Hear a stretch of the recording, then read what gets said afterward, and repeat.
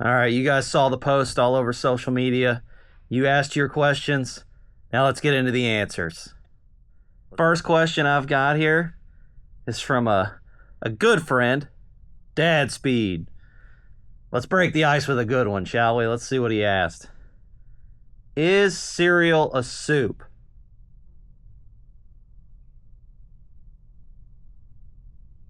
Alex, there's only one right answer to this. I don't know if you're going to like it, but no, it's not a soup. Yes, there is cold soup, okay? My wife has corrected me on this. But no, cereal is not one of those cold soups, okay? It's just not. You got to cook things, and you got to really, blend flavors to get soup. Cereal does none of those things. You just throw some stuff in some milk. It's not cooked. It doesn't really blend together. It's just two flavors that happen to exist in your mouth. It's like eating a meatball and then putting bread in your mouth and then saying, "Did you eat a sandwich?" No, you didn't eat a sandwich. You just ate bread and a meatball at the same time. Disgraceful. All right. Let's get on to the next one. Jeez. Okay. The next one we got here is from Mark1718. Why did you pick a YFZ over a Raptor? Well, Mark, I don't really have a solid explanation other than I suck at riding Raptors. I could have turned it into something like Pete has, and it would probably be okay, but I'm just used to that. That was the last machine that I had before I bought this YFZ, was a carb model. So it's strictly off of personal preference. I mean, stock, they are pretty much the same minus handling. This just handles better. The Raptors look great. They've got crazy torque. It would be insane to see them come out with like an MX Raptor that is stanced kind of like the YFZ and all that torque. It'd be wild. That's essentially what Pete has. I jokingly say that it's a YFZ 700 all the time. I don't have anything against them. I just, personal preference is on the 450 over there. Okay, on to the third one. Cody Tyler asked, if you were to do a YFZ build, where would you start? Well, buddy, I am probably going to give you an answer that you necessarily might want, might not want. I don't know. The way I start any build that I do is with safety in mind, and the first things I get are those right there. Nerf bars. Skid plate, Nerf bars, all the safety equipment comes first. There's a fly on my helmet.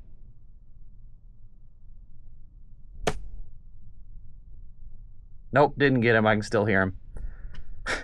Anyway, all the safety bits. You know, this thing is annoying.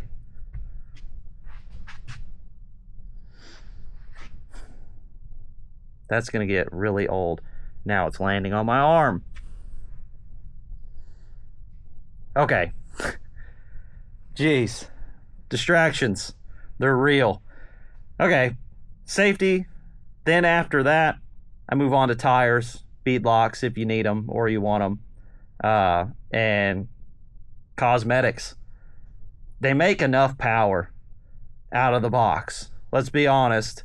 No one really needs more out of these. It's just convenient to have it. 99% of us are not Bryson Neal, Hunter Hart, Wyatt Wilkin. We're not those guys, okay? We're just weekend warriors that like to have a good time, and for the most part, putting an exhaust and an ECU and a tune and everything, it definitely makes you quicker, but you could have gone just as fast without all that stuff. just maybe not as easily. Next, we're on to Zach Berry. What's up, buddy? Is it true if you don't use it, you lose it? That is, in fact, true. That is 100% true. Nobody can change my mind. This thing right here, prime example, okay? I did not use a two-wheeled skill set for about 15 plus years, however many years. And I did, in fact, lose all ability to ride things on two wheels. I went riding yesterday and fell over twice, just in an uphill turn because of a couple rocks. I'm an idiot. And I really suck on this thing, but it's been a fun journey getting back on one. And I'm sure you guys will get a couple laughs out of that video because it's pretty bad. Look forward to that one. Since we're already talking about the old CRF 250X, Duran A. Duran, I think I said that right. He asked, what are your plans for the CRF? Well, this bike is actually a non-profit bike. It goes to the non-profit Ride to Reset. If you guys want information on that, I'll leave it in the description of this video. You can click on that and it'll take you to their Facebook page. They're gonna do something really cool for the off-roading community, not just them, but also the first responders and service members for this country. They risk a lot and don't get thanked enough. So we're gonna get them out and let them ride this CRF, a 400EX, and any other machines that we can get our hands on. We'd like to get some automatic machines. That way everybody can be a part of it, and you don't have to know how to ride with a clutch if you want to go out and ride. It'll be all free of charge for them and provide place to stay, place to ride, food, water, everything. Once we get that rolling all the way, it's going to be awesome. It's going to be awesome. Let's see here. Next up, oh, familiar face again, Jesse Brewer over at Brewer Off-Road. He asked several questions, so let's go over all of them, shall we? Which ATV YouTube buddy would you choose as a partner in a zombie apocalypse situation? Buddy, I think everybody's answer in our group will be the same, and I don't know how deeply I can go in on this, so I'm just going to give the answer and leave it at that and let the internet figure out what it needs to figure out. I'm picking square one speed, buddy. I'm making it out of the end of this thing, and he's probably going to carry the whole squad by himself. I will be there as his emotional support, Jackson Off-Road, and I don't know that I'll be any benefit to him, but we're living. All right, what's the next part of this? Perfect world. What would be the best new quad release, manufacturer and model? That's a good one. And I think you know what my answer will be. And I don't think it'll shock anybody, really. It's definitely going to be a Honda. For sure. I'm a Honda guy. I mean, Honda mower even. You know, I love my Hondas. And no, not the 450R. I'm going to go with the 400EX. I just think there's a void in the market that needs filled by a 400EX style machine. The KO 300 is kind of in that area now with the power that it makes and everything, but you just can't replace the 400EX. It's an icon. You know, it's what got a lot of kids into sport quads to begin with, me included, because I rode these things before. And had I never slung a leg over a 400EX, this whole thing would not exist. So I wouldn't have had the awesome moments that I've had in my life in the last three or so years. You know, this right here, like, This whole thing has been nuts, and it all started because I traded a YZ250 for a 99 400EX. So that's got to be it. It's got to be it. That, and it, they could come out with that thing and not change anything about it. Carbureted everything. And it would probably outsell these. Within 5 years, it would probably sell more units. I love the YFZ. Nothing to knock on Yamaha. It's great. But, man, there's just personality in the 400EX. That thing tries to kill me every time I ride it. The 400EX was just my buddy having fun with me every time I rode it. All right. Next portion of his question. You have a king-size mattress in the shape of a letter of the alphabet of your choice to sleep on every night. But you also have to give up all food that start with that letter. Which letter do you choose? Brother, I don't know. Hold on. Intermission for gathering of stuff. This is hard. Let's see. Dude, that's the hardest part of your question. Oh,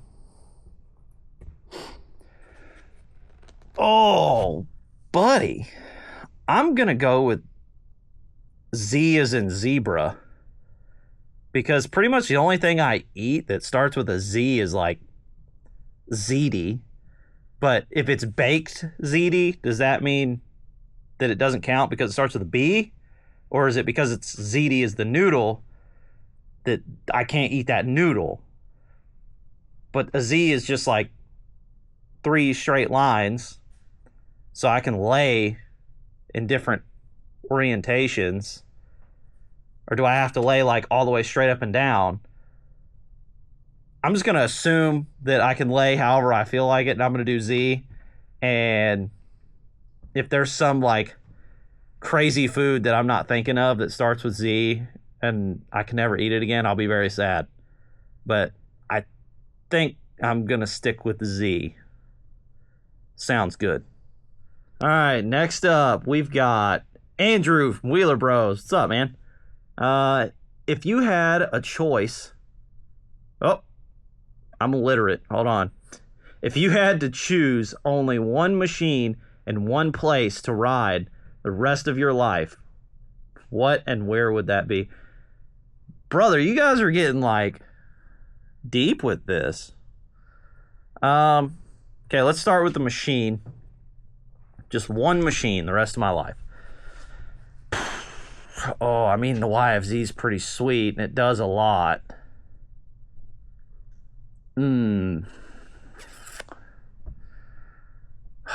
Okay, well, people are probably going to be mad, but I'm going to go with the 400EX, man. They're just so fun. They're like freaking whimsical or something. They've got magic dust. There's this fly again. They've got magic dust sprinkled in them or something because they're just so fun. They're playful. You can make them do anything. They're not as good at it as that. Like if you put that on a motocross track and a 400EX on a motocross track, even if it's a built 400, it's still not going to be as good as a built YFZ, but it's going to be just as much fun. And reliability of a Honda. It's hard to beat.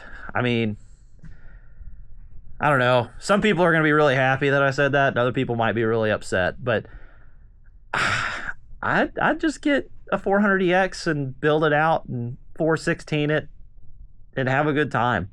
I'm not the fastest rider on planet Earth. I don't claim to be, so why do I need a machine that outrides me? You know, I can push a 400. I probably ride 50% of the capability of that thing. I can at least get 75 out of the 400. But for place, dude, I don't know. We've gone some really cool places. I mean, there's Little Sahara. That place is pretty cool, but do I want to ride there the rest of my life? Probably not. there's just only so much you can do in the dunes. Badlands, do I want to ride there the rest of my life? No, there's big, chunky, giant rocks and side-by-sides everywhere. Interlake, maybe? Nah. Interlake's awesome. It's some great riding. And you said park, so I can't say the Brewer Off-Road Compound, because that would have been my instant answer. That's probably the best place to ride in Indiana, and it's not even fair that it's in their backyard, but that's besides the point.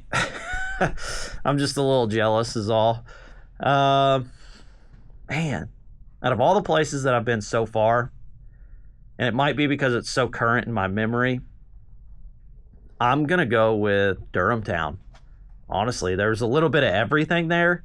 There were beginner motocross tracks all the way to, if you want a 120-foot jump, there's one. I mean, you could really build your skill set there. There's plenty of trails to ride. The rhythm track was cool. The GP track was cool. There was a little bit of everything. The only thing that wasn't great about it was the hours, but I'll take that trade-off for all the maintenance they did. Every time we went out, the trails were perfect. I'm going to have to say Durham Town. That's going to be my one place to just, if I can only ride one place on one machine forever, it's a 400EX at Durham Town. And that's it. It didn't let me down, man.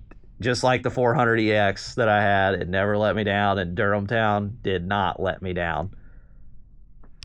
Okay, next one is Jonathan McKinley. He's asking, let's see, riding tips. It's hard to find anything specific to four-wheelers. I only watch as many dirt bike videos as I do outside of hill climbs to take what I see them do and see if I can apply it. Yeah, I mean, I do a lot of the same thing, brother. Moto Academy, I will watch their stuff and try and do it on the YFZ and see if it helps. And now with the CRF around, I've been kind of trying to better my skills through other people's content and seeing what they're doing and why they made it and maybe I didn't or whatever. Trying to think of some really good just beginner level tips. Let's see. I would say the best tip I could give somebody that's just starting out is know your limits and don't let peer pressure push you into a situation that maybe you're not ready for.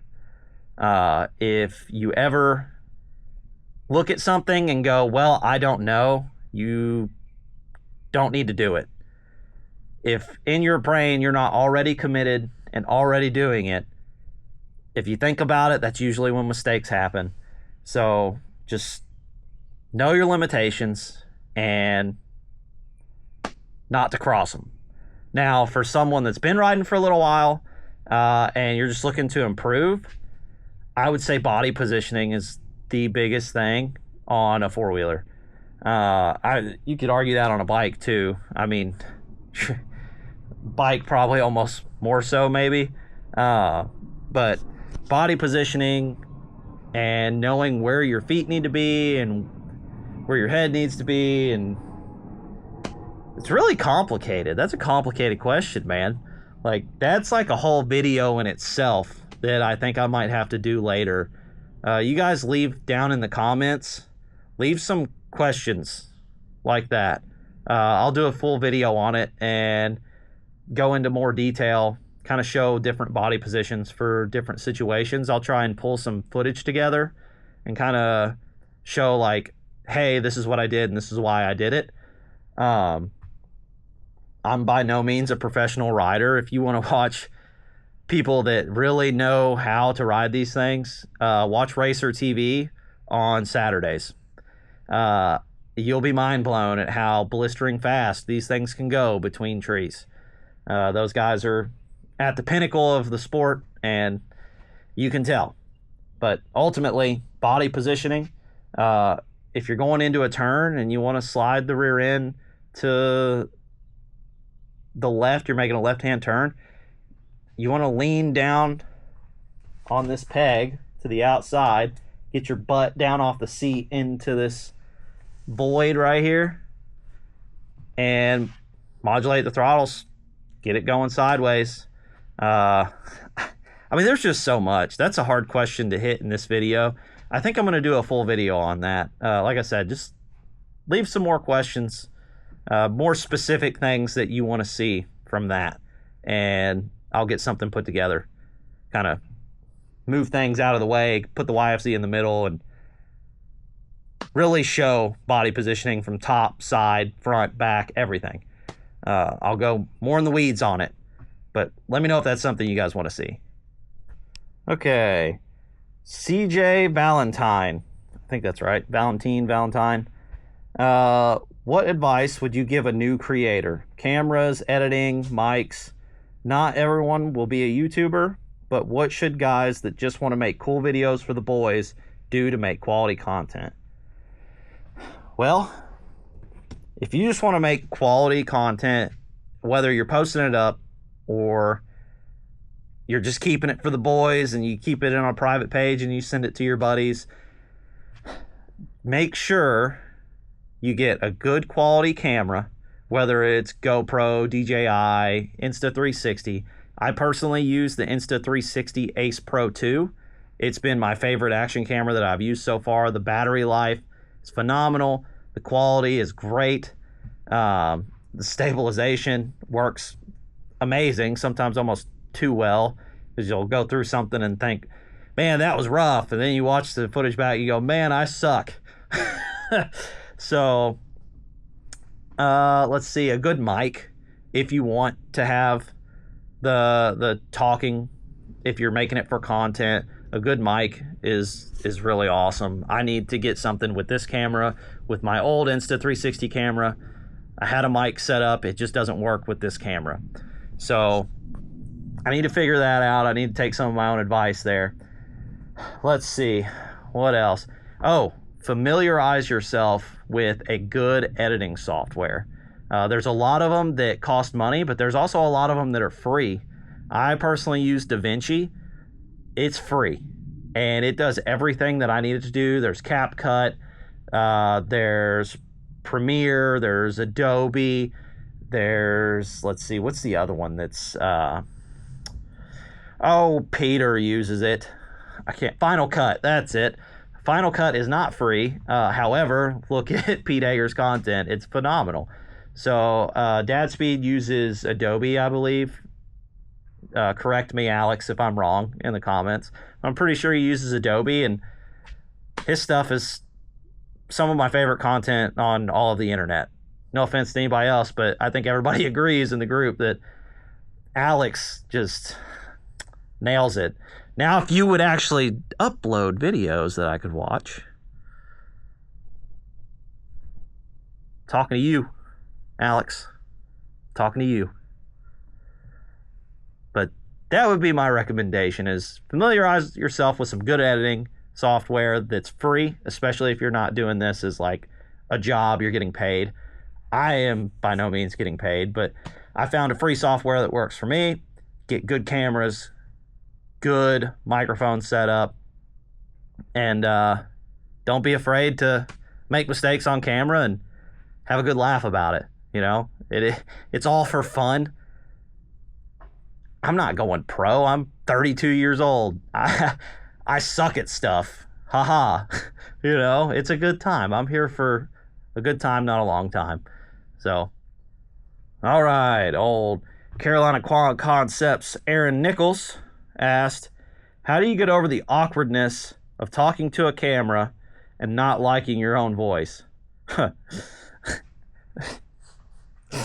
like that. That's funny. Really? The best way to get over it is to just absolutely not care what anyone thinks. I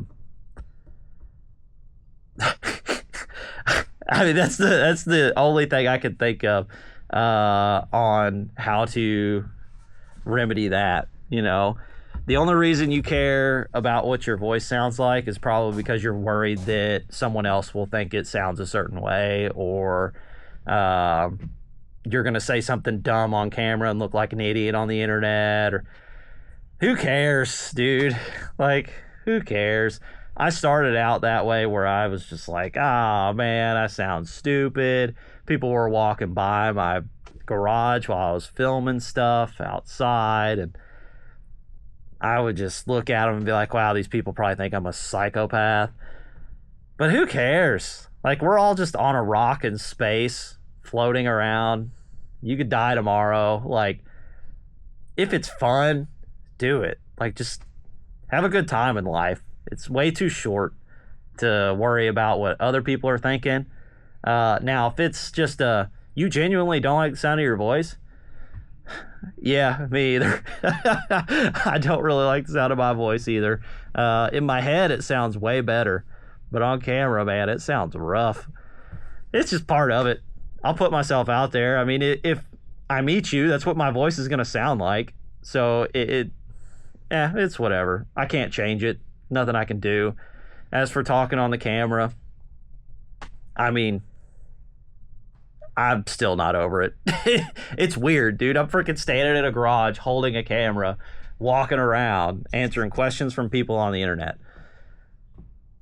If you asked me 10 years ago if I was going to be doing that, I would have said, no, not a chance. What are you talking about? You're a weirdo.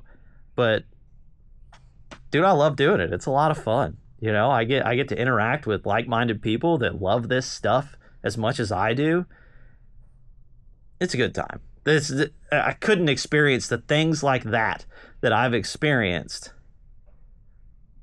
without doing it. So I'll take it 10 out of 10 times. Love it. Just do it until you feel comfortable. And if you never feel comfortable, live in the discomfort a little bit. It's fine. Okay, this name is going to be probably butchered, so I apologize in advance. But the next question's by C.A. Pluckbomb? Pluckbam? Pluckbomb? I don't know. I probably butchered it. I'm sorry. What's the best way to explain to the wife that the new exhaust on the monthly bank statement is actually a safety upgrade? Oh, buddy, I'm locked in. I got you, fam. You're getting an exhaust. It's that simple. All right, scenario. You're riding at the Badlands. There's a bunch of side-by-sides everywhere. You're on your stock machine. You're ripping around. You're hitting berms. And side-by-side decides, you know what, I'm going to back up into this trail because nobody's coming. I don't hear anything. Wham! Now you're hurt. Now you have a hospital bill. You know how much that hospital bill is? Way too much. More than an exhaust, I can tell you that. So, you know how we prevent that, wife of Pluck Bomb?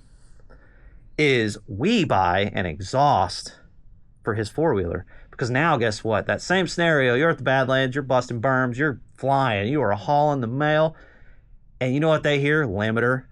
They go to back up, they go, oh, no, somebody's ripping it. They're coming down the trail, I can hear them. Now they're going to stop. You blow right on through, go by, you keep having your good day. You finish the day out and go, man, I love this machine and this shiny new exhaust I got. It runs so good. You go home to your wife, not hurt, not with a hospital bill, and machine not totaled. Safety. It's for safety. If they can't hear you before they see you, they're going to do something that they don't know is stupid and get you hurt. So, for safety reasons, I highly recommend getting an aftermarket exhaust so everybody can hear you and everybody knows where you are at all times. If you get lost, little limiter, your buddies know where you are. Boom. Also, safety. See? Me and you? I got you, buddy. I got you. Okay, the next one looks like it's Jesse McCain. Why do you secretly hate ATVs and love dirt bikes? Listen here, buddy. Ignore that. Ignore that. Listen here, buddy. We're an ATV YouTube channel. You see this? You see this? You see this? I can't get it on the back. You see that on the back? You see that? You see that? Right there? You see that? I'm watching you. Coming in here talking smack. Huh? Last I checked, you had more dirt bikes in your garage than I have in mine, buddy. Yeah. What's up? What's up? Mm-hmm. Coming over here trying to stir the pot. What a guy, man. What a guy. I can't believe he'd come in here and start that. Doesn't he know it's handlebars versus the world? As long as it doesn't have a steering wheel, we're good. We're boys. We're united. A united front against the steering wheel community. If you have a side-by-side, sorry, I just don't like them. They're cool. The RS1s are sweet. Polaris Ace is cool for just trail bebopping around. I don't want to drive for hours so that I can drive for hours. I'll drive for hours so I can ride something. But I don't want to sit in a car seat to sit in a car seat. You know what I'm saying? But if that's your thing, you do you. I'll just stick to these and those. Not that. That's my buddy's. It's broken. Buddy, what's with all you guys with these names? Can't you just be like Rob, Bob, Billy? I'm going to probably butcher this too. Vazarine? Vazarine? I don't know. I'm sorry. I don't know. I'm a dumb American. I can't say these things. Let's see. Can you do a better review of the cased body armor you got? I've been seeing mixed reviews about them, and most people that review them seem like those paid reviews. Absolutely, dude. So I am going to be straight up and let you know that I am not sponsored, not paid, not nothing, anything associated with Cased in any way at this moment. Would I like to be? Absolutely. And it's strictly because I have used their products. I paid for them out of pocket, and they're awesome. It was so comfortable. Went out on a ride yesterday on that. And dude, I couldn't believe it. I barely knew I had it on. It was a little warmer because it is another layer that you're putting on. But that's with any safety equipment. It's going to be pushing against you. You're going to retain a little more heat. It's part of it. On the quad, I'll probably only wear the pants. Really on the bike, I'm just worried about tearing up an elbow or a shoulder, back, stuff like that. On the quad, I tend to stay on it more. But I will be wearing the knee pads and the hip pads and the butt pad, everything on the quad probably for now on. I do have, in preparation for this question, the shirt out here to kind of show it off. So this is their long sleeve. They make a short sleeve as well. Let me put you down here real quick. Okay. So they make, do this. They make the long sleeve. Super nice, stretchy material. It is very breathable. I mean, you can see my hand through it there. Everything is removable in these pockets that are sewn in there. I mean, it is really, really high-end, nice stuff. Okay? Don't let anybody fool you, say it's a cheap material or anything like that, because it is nice. This is what goes inside of that. There's different sizes of it, different shapes, but I mean, it is very flexible, very moldable to your body. This is the shoulder pad. I mean, it's soft-ish, but not so soft that it's not going to absorb the hit. I mean, it is a it's going to take it. It is absolutely going to take it. It's turned around again. So this would go up here and sit just like that. Right on my shoulder. It sits very flush. Whoops. If I have the shirt on, it'll sit there better. But it will sit. Let's see if I can get it to... I mean, you hardly even know that you're wearing it underneath your jersey. It's not bulky and big like some of the chest protectors and stuff. It's really, really nice. The paid reviews, I understand what you mean. I see stuff like that all the time. And I will be honest with you, no matter how much someone pays me, I will never take the money at the cost of telling you the truth. Okay?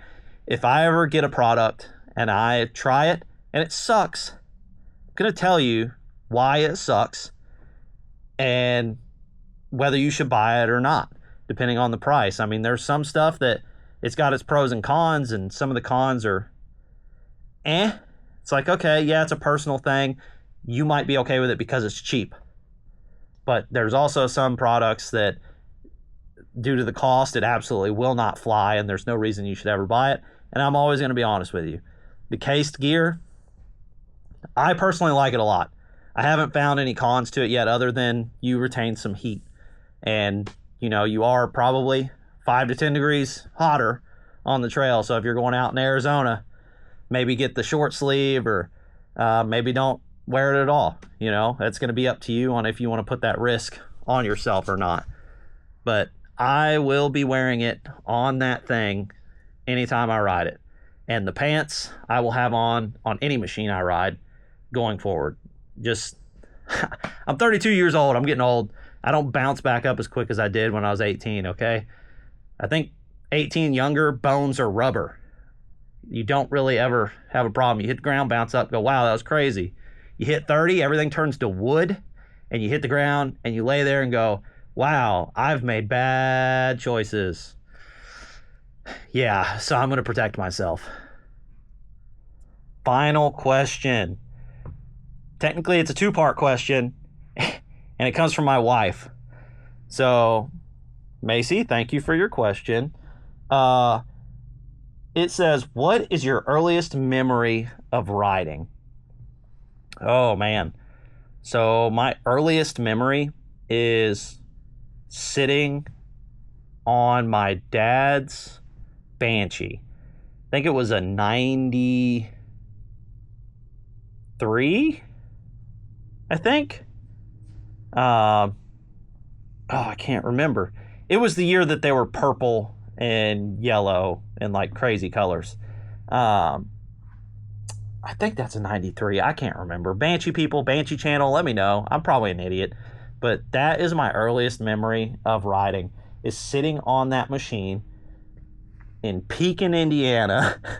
Population of like 17 people. Not really. It's a small community, but not that small. And riding around my great-grandparents' yard with my dad on that. But riding myself, let's see, probably the Christmas I got I think it was an XR50, the first dirt bike I got. And just riding that around my grandparents' driveway and in the yard, and just how I was immediately just enamored by all of this. Just anything motorized with wheels, I was instantly hooked to it for life from that moment forward. And, you know, if you don't want your kids to be a drug addict, introduce them to this, because they'll never have money for drugs. Great slogan for DARE. You're welcome, all public schools of America. Just give people dirt bikes and four-wheelers. Four-wheelers? Give them dirt bikes and four-wheelers, and they'll never have money for drugs. See, U.S. government, pay me. Pay me. I've solved your drug crisis. You're welcome. Okay, let's get on to the last part of her question, which is, what's been your favorite riding experience during all of this?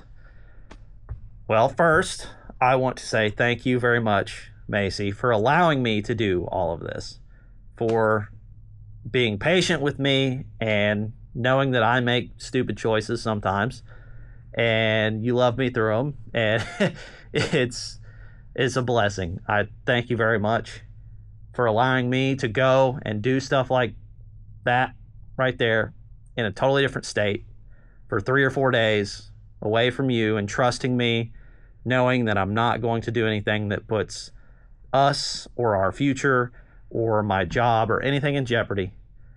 And I really do appreciate it. It's allowed me to have some awesome, very awesome experiences.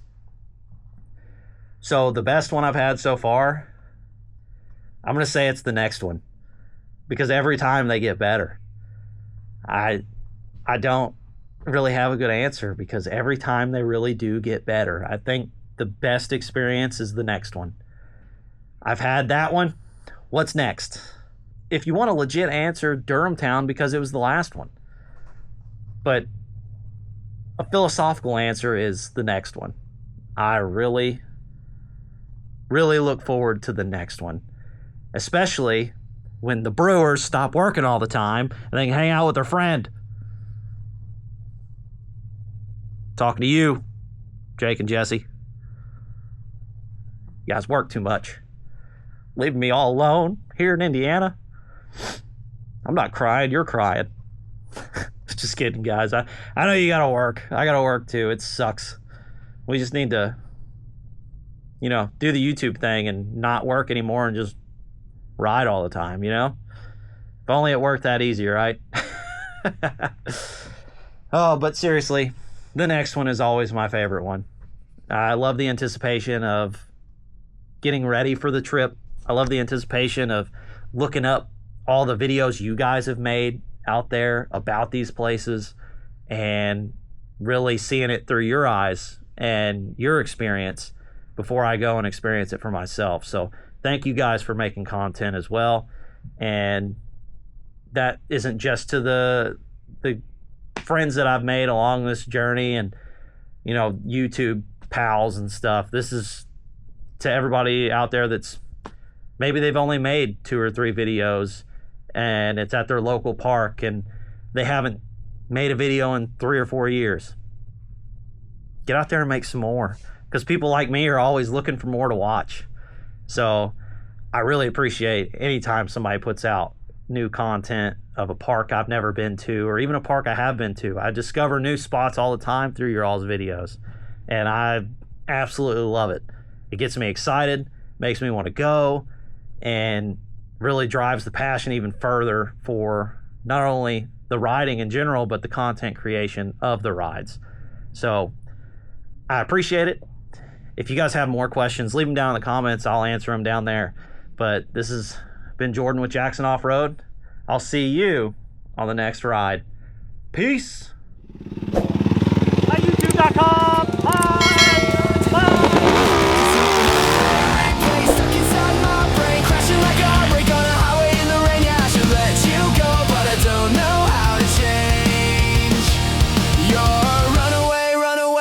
Calling out my name.